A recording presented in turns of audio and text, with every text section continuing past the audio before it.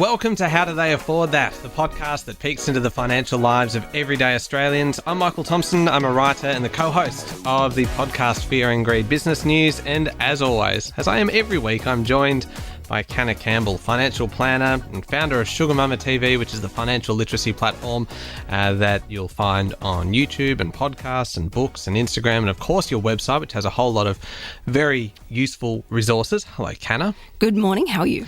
I'm going well, thank you. I'm intrigued by today's topic because it's a really serious conversation today. Absolutely. And it actually might be quite a sensitive topic for a number of people. And so you should be aware of that as you're listening to it today, that it might be something that could cause some distress. Yeah, absolutely. For some people, because we're talking about financial abuse. And financial abuse is a form of domestic and family violence, isn't it? And it seems to be more common. I have seen so many different forms of financial abuse. Well, and I want to go through all of it today because we want to look at what it is. We want to look at some of the warning signs. We want to look at what to do if you or someone you know might be a victim of financial abuse. So let's start at the very beginning, the basics. What exactly is it? What is financial abuse? And I know, as you say, it can kind of take on many forms. So financial abuse is when someone uses power and control over money against another person that they're typically in a relationship with, or in fact, when people use it against each other. And there is this misconception that it only happens to people who are on the breadline, but that couldn't be further from the truth. Right. Yes. Financial abuse happens regardless of someone's financial situation. It happens just as much behind wealthy, so-called rich households. It happens between women and men and women, so it can happen both ways. Because that would be kind of one of the, I suppose, misconceptions about it then, that it would happen only in perhaps poorer households, perhaps where money is tighter to begin with, and that it would always be perhaps men against controlling women. And I would imagine in the same way that we are talking about this as a form of domestic violence, the vast majority is still men against women. Absolutely. How I have seen the other side of this as well. And also it happens to the elderly. It happens to children. It happens at a variety of different points in life and different ages. And it has nothing to do with someone's background and absolutely nothing to do with someone's education. Anyone can become a victim of financial abuse, and it is unacceptable. And we need to do as much as we possibly can to stop this. Okay, so let's go a little bit deeper into kind of what it looks like. And so this is control, essentially, in some cases. So what, controlling access to money to spend, or preventing you from seeing the accounts and knowing how much money is actually there, or just, am I taking too narrow a view of it? Yes. Okay, all right. And I say that in a nice way because I think the more we can make people aware of what the warning signs are and the red flags, people will be able to identify it quicker. But it's essentially taking control and dictating, but with no respect, no communication, no sort of agreements. It's forcing someone maybe to even take on a risk that they're not comfortable with or not ready to take on, such as taking on an investment loan or investing in something that just they're not comfortable doing. It's too risky for them or doesn't actually suit their needs. Forging someone's signatures. I've seen that a few times. Removing access to money. Then there's obviously excessive spending as a form of punishment. And then we obviously see the gambling addiction as well. Lying about money, hiding money. And then I also saw one recently which was actually withholding basic financial literacy from someone. So they told them that they would never be able to qualify for a loan in order to be able to break free from that relationship, which was a blatant lie. And this came from someone who was highly educated around financial literacy. Wow. Yeah. That's really disturbing. It's heartbreaking. And I probably would receive at least 2 to 3 emails a week or DMs on Instagram from people sharing stories. I want to get in a moment to some of the warning signs and some of the red flags that you might see if you were in a relationship and you go, actually, this is what I'm experiencing at the moment, or if you see it happening to a loved one or a friend. But can I ask you first, do you ever see it, or do you think it gets downplayed as perhaps somebody just running a tight ship with their family budget things, or saying that, yeah, money's a bit tight right now, so we're just going to kind of really focus on things and no one's spending anything and you're not allowed to kind of go off and spend? Or does it kind of get swept under the rug a little bit? Does it get downplayed? Very much so. And the problem with that is the issue compounds and it gets more and more controlling, more and more serious. And obviously then the financial, I guess, carnage can become even worse. And we try and put on a brave face. Well, this is what I actually see a lot with women. Oh, look, we're just trying to do the best for the family, and, this person really wants this, and, we're just going to do it. And you want to almost keep the peace, because the flip side of saying no can also be equally frightening, especially if we're dealing with family violence here and the consequences for other people involved in the household or in the family. But the problem is there's no communication. There's no mutual respect, there's no compromise, there's no commitment, and there's very fragile trust being shared. And they are the key pillars of a healthy, harmonious relationship. What are some of the financial outcomes of this? So say someone is in a situation where they are being controlled financially. We would be looking at the potential to have a damaged credit score, credit rating. You might have money spent or borrowed in your name, which sexually transmitted debt. Absolutely. Yep. I spoke with a woman whose husband or ex-husband was gambling and had a whole pile of tax debt, and she was lumped with a good fair share of that debt and was left with $7,000 after the time she got out of the relationship for her and her daughter. Wow, and that would disappear like that. Didn't even have enough money to pay for furniture, or only just enough money to put bond to go and rent somewhere. So what are then some of the warning signs? What are some of the red flags that, as I mentioned before, if you are in a relationship and you're listening to this and just going, you know what, I don't get a say in what we spend money on, or we are always prioritizing somebody else's needs within the relationship, or I don't know how much money we owe. Well, when you don't have access to the money, or you have no visibility, that's, I would say, the first warning sign that there's a problem. You should always have access, and you should always be able to have a bird's eye view on your entire financial situation together as a family, particularly if you have shared financial responsibilities such as children or, mortgages or some form of sort of financial product or loan. So that is essential. Then, of course, obviously having the access, be able to pay for things equally that you've agreed upon, having a budget in place that you both have sat down together. As I said, there are so many different forms of financial control. And so the absence of those things is really the absence of agreement, respect, communication, trust. Like, if they're missing, you've got a problem on your hands. But that doesn't obviously mean that's the end of it. There are solutions out there which obviously we'll come to. I'm just trying to get an idea, because it feels so much bigger than I thought it was. And so I'm just thinking of like conversations that I've had with people over the years, or little comments that have been made about a lack of kind of knowledge about money within a relationship, or a lack of access to money within a relationship, or just this general feeling that money is always tight in this relationship and therefore they can't spend anything. But then you see suspicious kind of purchases being made by one of those parties and you're like, doesn't really add up. Is it like comments? Are you listening out for comments that your friends are making when they're like, oh no, it's a bit tight right now and we can't kind of do this, or so-and-so has said we can't do this? What should you actually kind of be listening for? What are some of these kind of trigger words that would make you go, this person might need some help? Well, I think with domestic violence and, people are very good at hiding it, because a lot of people behind closed doors are really ashamed of what's going on, and they're trying to obviously keep up the appearance that everything is fine and everything's going along smoothly and, everyone's doing their best. So those comments, yes, where someone says, oh, I can't do this because I can't afford to, because I don't have access to this money, or I'm not allowed to, there are red flags. Even when someone makes a comment, for example, the situation where someone made a comment to me they would never qualify for a loan. Immediate red flag. Hang on, what are you talking about? That's not correct. So you really,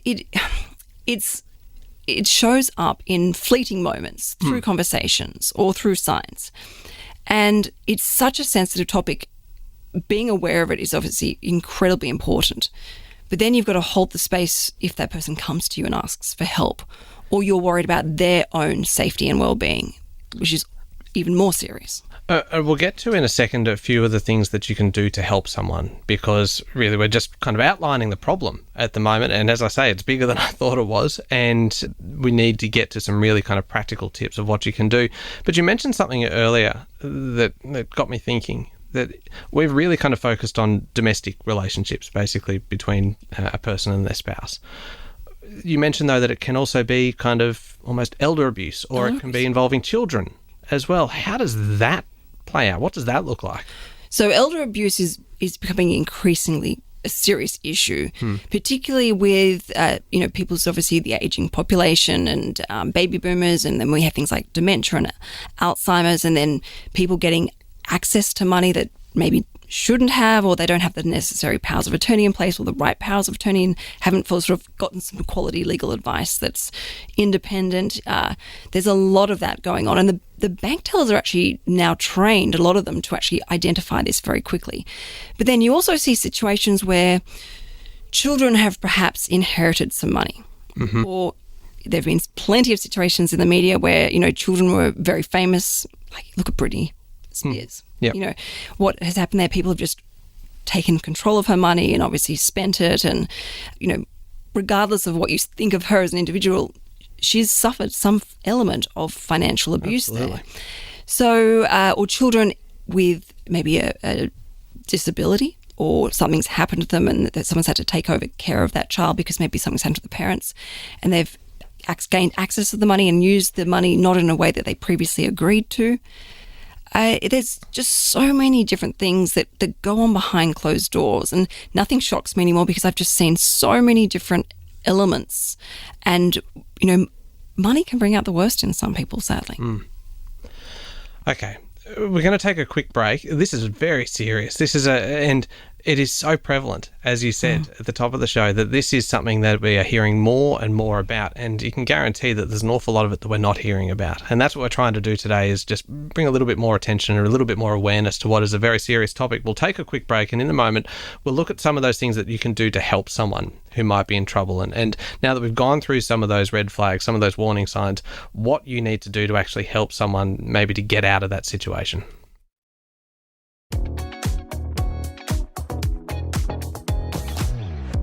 Canna, we're talking today about financial abuse, and this is a very serious topic, and it's a topic that might be quite a sensitive one for a number of listeners, but it is an important one because, as we said, that this is something that is happening more and more often, and we need to know what to do to identify it, but also then to help people who might be in that situation, finding themselves or someone that they know, someone that they love in that situation.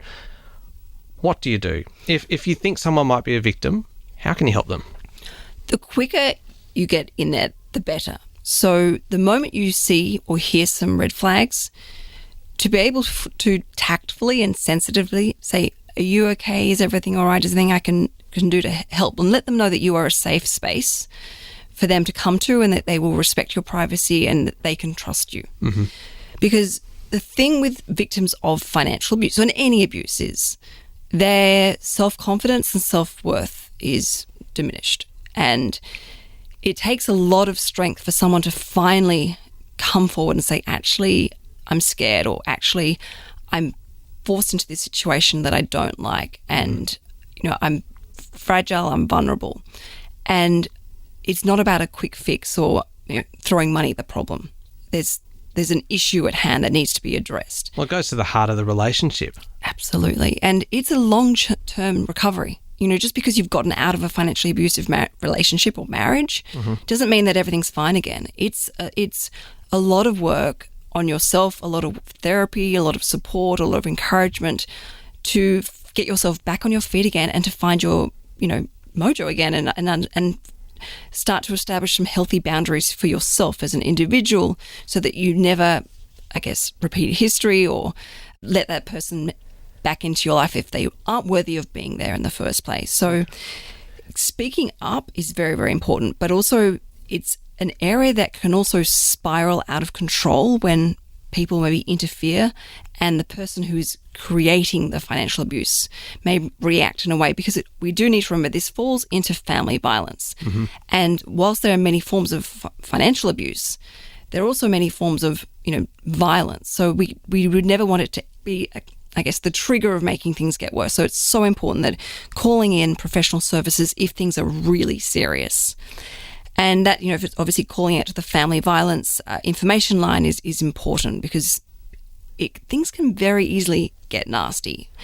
And this is mentally and emotionally draining for everyone involved, not just the person that is, the victim, but also the people around the victim that love them and care for them.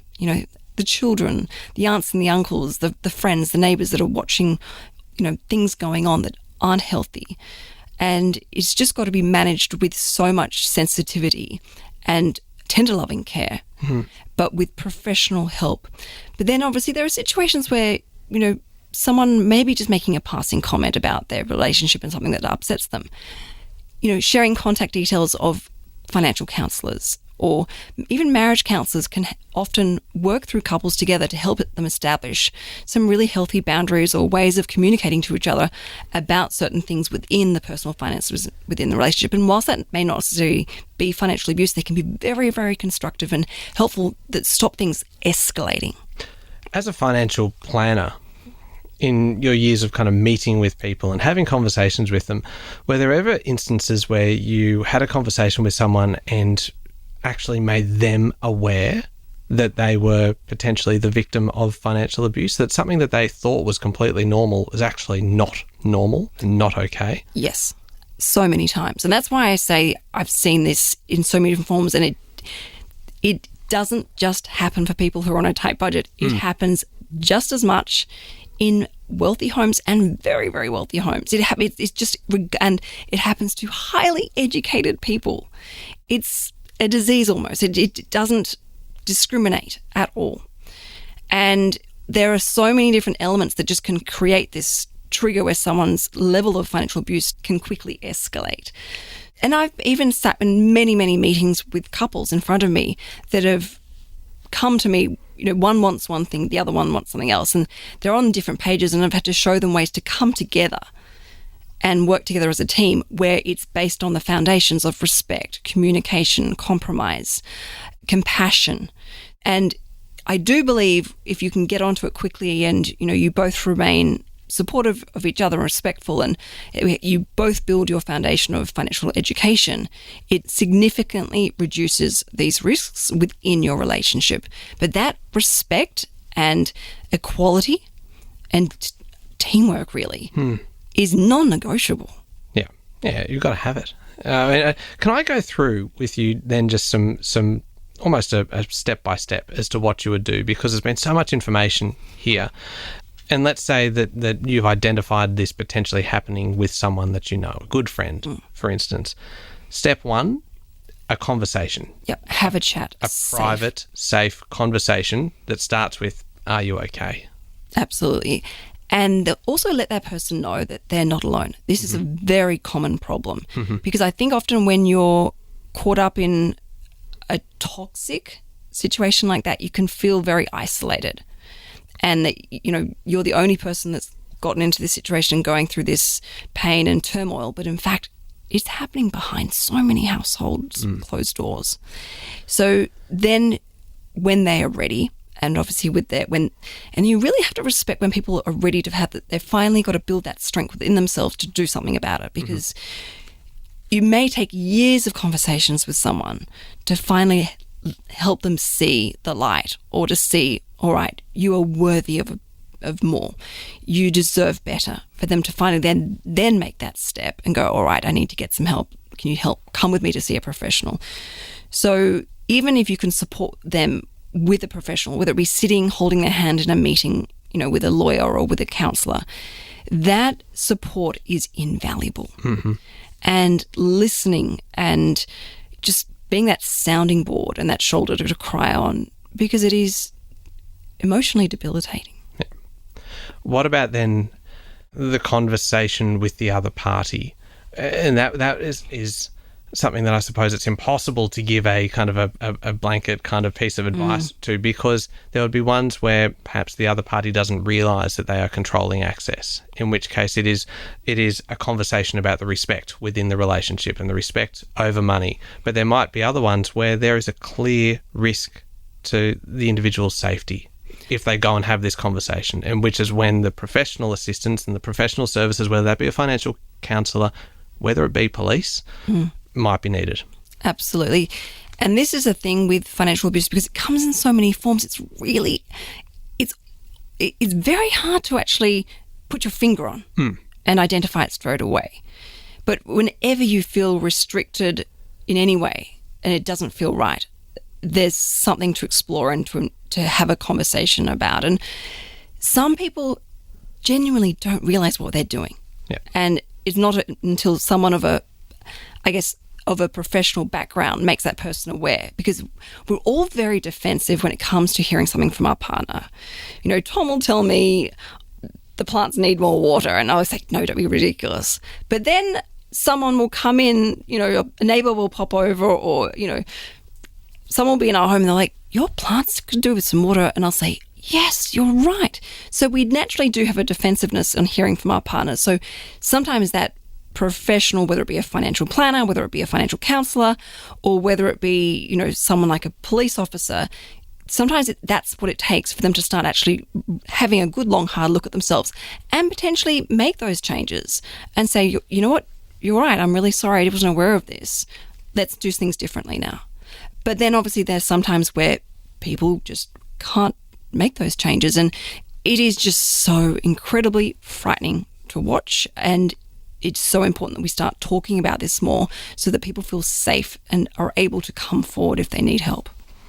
In terms of getting the advice, getting the assistance and some reference material, some resources that people can actually use, moneysmart.gov.au? Yes, and then there's 1-800-RESPECT. Mm-hmm. There is the National Debt Helpline. There's Mob Strong Debtline for the Aboriginal communities. There is the Department of Social Services, where you can get crisis payments and grants.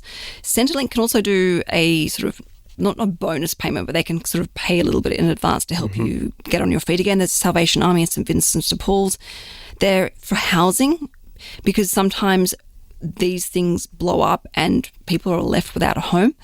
And particularly if it's an element of safety here and children are involved, there is One Link, and then there's Link to Home, and there's Shelter Me, and there's Entry Point, and then of course there's Lifeline. And there's a great resource for a lot of people who, I guess, want to maybe take that proactive approach, or things aren't too serious, but you don't want them to get any worse. And I always say, like, the moment there's something there, jump on it quickly. And that is Family Relationships, or Relationships Australia, is a great resource for people to be able to access. And, you know, it's like, start having these conversations with people that you trust. And if you see something's wrong, don't be afraid to say, is everything all right? You know, you can always talk to me. I'm always here and I'll always listen, and what you say stays in the vault. Is financial literacy and improving financial literacy part of trying to prevent this from becoming a problem? But because part of what you're saying today, though, is that even people who are very financially literate are still at risk of this. So it feels like there's no quick fix. I pull my hair out because, when I say I see so much of it, I see so much of it. It makes me feel sick. It starts with awareness, of course, which we've touched on, but education as early as possible. And we talk about social IQ and emotional IQ. We almost need a money IQ, not a financial IQ, but a money IQ. From no one ever taught us how to do a budget. No one ever taught us how to look after a credit card responsibly, or this is what a share portfolio is. We almost need, in our educational system, this is how you do money, and this is how you do money as a relationship, as a family. You know, we need to be having these conversations where we show people how to do it the right way. Yeah. We need to be leading by example and talking, you know, to other people. Well, this is how we do money, and if we have a disagreement, this is how we figure it out. We've got to start creating and sharing more solutions for people so that it doesn't escalate. And people go, oh, you know what? I heard this couple talking about how they do their budgets together, and this is the regular catch-up they have. Maybe we could start trying to do that too. Yeah. So giving lots of resources and strategies that are practical and really empowering people to do things together. And I actually shared on TikTok, I put a video up sharing how Tom and I do money. And we pull everything together, regardless of how many hours we work or how much we earn.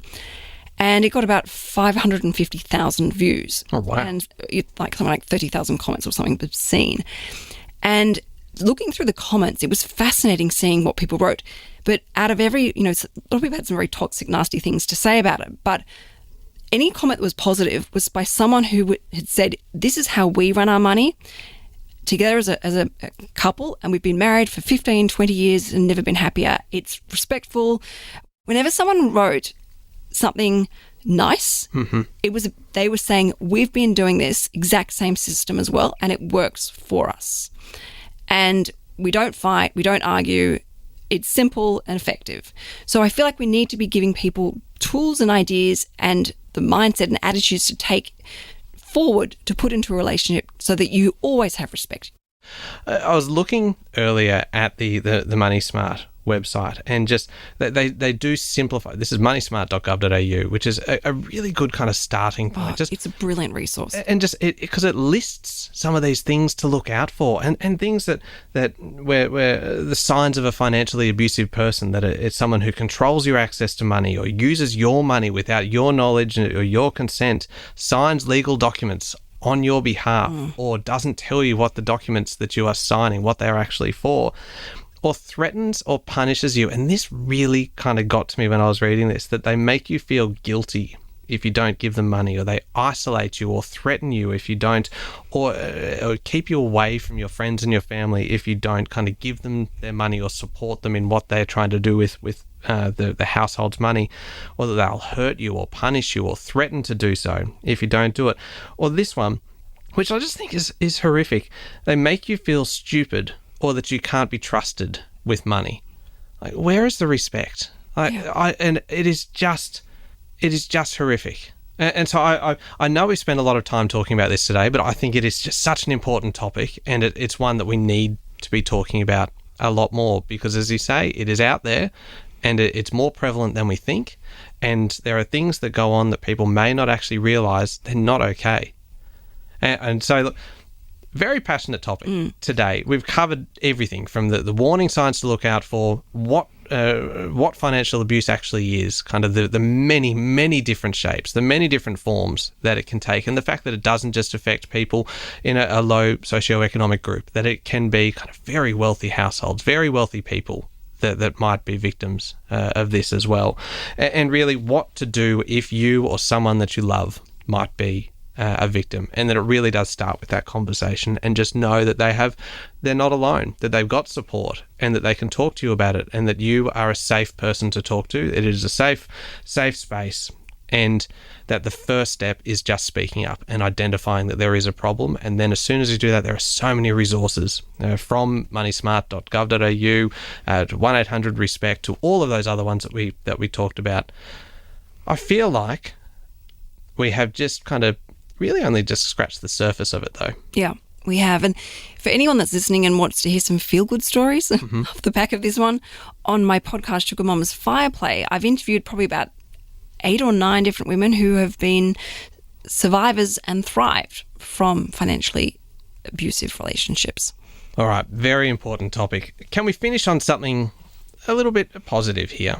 A savings hack. We used to do these at the start of the show, but we thought we'd pop them in at the end, just to give us something kind of tangible, something practical to take away to save a bit of money. And I'm going to jump in with this one, because you know what, Canna? I have started to accumulate more savings hacks, and you know where a lot of them have been coming from? Me.